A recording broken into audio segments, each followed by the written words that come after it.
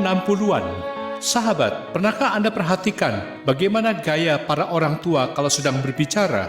Banyak di antara mereka yang merasa seolah-olah tahu segalanya, padahal sesungguhnya mereka tak tahu apa-apa. Para lansia ini banyak yang tak siap menghadapi kenyataan bahwa mereka kini telah menua dan tak tahu bagaimana menjalaninya. Untuk para lansia, sebelum masa itu tiba, ada beberapa tanda yang perlu Anda sadari, sehingga Anda akan siap untuk menghadapinya dengan tenang.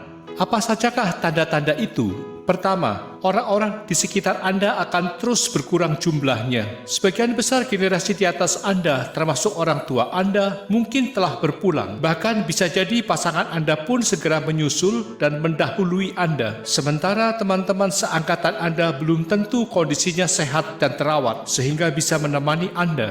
Ketika satu persatu orang-orang terdekat Anda kembali kepada Sang Khalik, maka kesepian akan menjadi teman Anda. Generasi di bawah Anda, termasuk anak dan cucu Anda, sibuk dengan urusannya masing-masing. Saat itulah Anda harus belajar bagaimana menerima sepenuhnya kesendirian Anda dan menikmatinya dengan penuh syukur. Kedua, orang-orang akan semakin tidak peduli pada Anda. Penuaan tidak pernah mengenal gender, jabatan, popularitas, atau kekayaan. Semua orang pasti akan menua. Di saat Anda mulai terpinggirkan secara alamiah, akan muncul bintang-bintang baru yang lebih bersinar, mungkin melebihi dari apa yang dulu Anda miliki. Anda harus legowo menerimanya.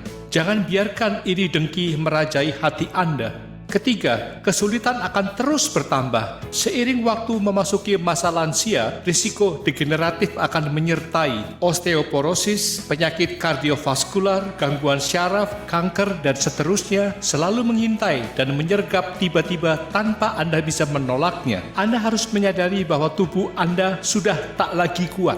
Kesehatan Anda tak seprima dulu lagi. Segala macam penyakit jadi mudah datang. Badan pegal dan kaku, kepala pusing, mudah lelah akan menjadi teman setia Anda nanti.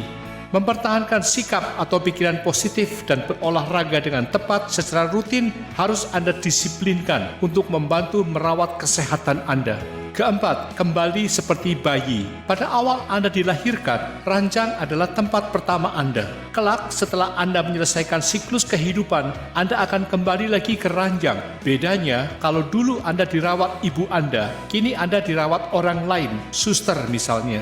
Kalau ibu merawat Anda penuh kasih sayang, maka suster merawat Anda karena imbalan atau karena rasa kemanusiaan. Jadi, jangan menuntut lebih banyak pada mereka. Bersikaplah baik dan tetap bersyukur. Kelima, ada banyak penipu di sekeliling Anda. Hasil kerja keras di masa produktif yang Anda kumpulkan akan menjadi harta yang harus Anda jaga. Bukan hanya orang luar, orang-orang di sekeliling Anda pun bisa saja menginginkan uang Anda dan berusaha mengelabui Anda.